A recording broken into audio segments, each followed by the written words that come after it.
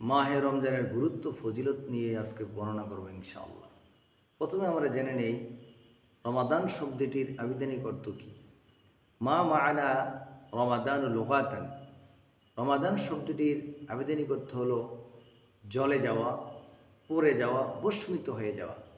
রমাদান শব্দটি রমজ থেকে উৎপন্ন হয়েছে। মানা রমাদানু ইস্তিলাহান, রমাদান শব্দের পারিভাষিক অর্থ হলো লৌহ যেমন আগুনকে জ্বালিয়ে পুড়িয়ে ভস্মিত করে দেয়, রমজান মাসের রোজাগুলি যারা আল্লাহ তাআলার সন্তুষ্টির নিয়তে হালাল দিয়ে সেহরি ইফতার করে তাদের গুনাহগুলি জ্বালিয়ে পুড়িয়ে ভস্মিত করে দেয়। তারিফ রমাদান, রমাদানের সংজ্ঞা। মহাগ্রন্থ কুরআনুল কারীমে সূরাতুল বাকারার 182 নম্বর আয়াতে আল্লাহ তাআলা মাহে রমজানের ফজিলত সম্পর্কে বর্ণনা করেন।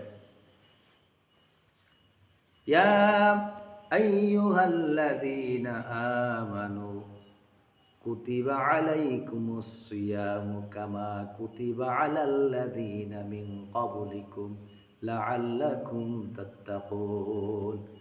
আল্লাহ তাআলা বলেন, হে ঈমানদারগণ, তোমাদের উপরে রোজা ফরজ করা হয়েছে যেমনিভাবে তোমাদের পূর্ববর্তীদের উপর ফরজ করা হয়েছিল। আশা করা যায় তোমরা আল্লাহ ভীরু হবে, তাকওয়াবান হবে। মুসা আলাইহিস সালাম আল্লাহ তাআলার দরবারে আরজ করলেন, আয় আল্লাহ রাব্বুল আলামিন, উম্মতে মুহাম্মাদীকে আপনি কোন মাস প্রদান করবেন? আল্লাহ রাব্বুল আলামিন বললেন, হে মুসা, আমি উম্মতে মুহাম্মাদীকে রমজান মাস প্রদান করব। মুসা নবী বললেন, আল্লাহ তাআলা রমজান মাসের ফজিলত কি, বরকত কি, গুরুত্ব কি? আল্লাহ রাব্বুল আলামিন বললেন, হে মুসা, সারা দুনিয়ার কুল কায়নার সমস্ত বান্দা বান্দির উপর আমার যেমন ফজিলত, আল্লাহর সাথে বান্দার যেমন বেনজির বেমাসাল তুলনা নাই। 12 মাসের মধ্যে রমজান মাস সমস্ত মাসের সর্দার শ্রেষ্ঠ। রমজান মাসের সাথে কোনো মাসের তুলনা নাই। রমজান মাসে যারা রোজা পালন করে আল্লাহ রাব্বুল আলামিন সমস্ত মানুষের, সমস্ত জিন পরিদের, সমস্ত দৈত্য দানবের এবং সমস্ত মাখলুকের ইবাদতের পরিমাণ, ইবাদত নেক আমল তার আমল নামায় দান করেন। সমস্ত ফেরেশতাদের সমতুল্য সওয়াব দান করেন। সমস্ত মাখলুকের, কীট পতঙ্গের সওয়াব দান করেন। এমনকি গাছ পর্যন্ত তাদের জন্য দোয়া করে। মাহে রমজানে যারা রোজা পালন করে আল্লাহ রাব্বুল আলামিন 6 লক্ষ বছর ইবাদত করার সওয়াব দান করেন। 6 লক্ষ উট কুরবানি করার সওয়াব দান করেন।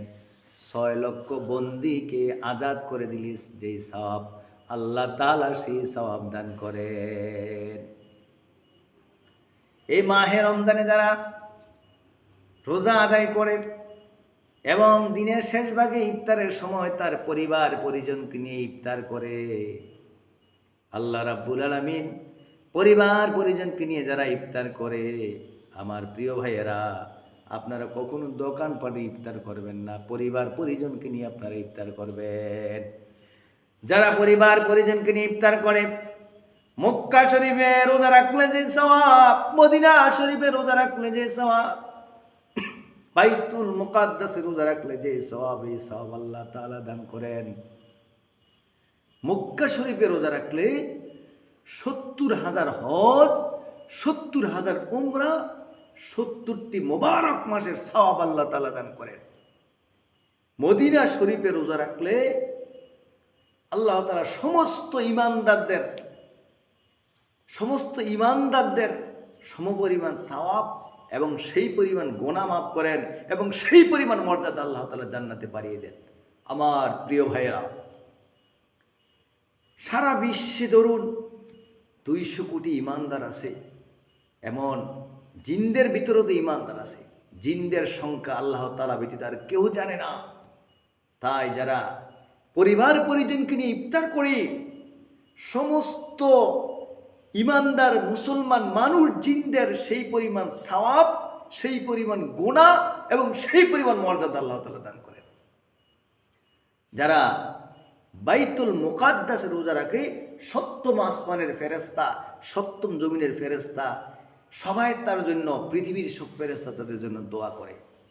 মাহে রমজানের রোজা পালন করলে আল্লাহ তাআলা নিষ্পাপ করে দেন। খুজুর সাথে যারা রোজা আদায় করে আল্লাহ তাআলা তাকে মাসুম বেগুনাহ বানিয়ে দেন। তাই আমরা যেন সকলে মাহে রমজান আসার আগে যেন প্রস্তুতি নিয়ে আল্লাহর সন্তুষ্টির জন্য রোজাগুলি আদায় করতে পারি। ওমা তাওফিক ইল্লা বিল্লাহ।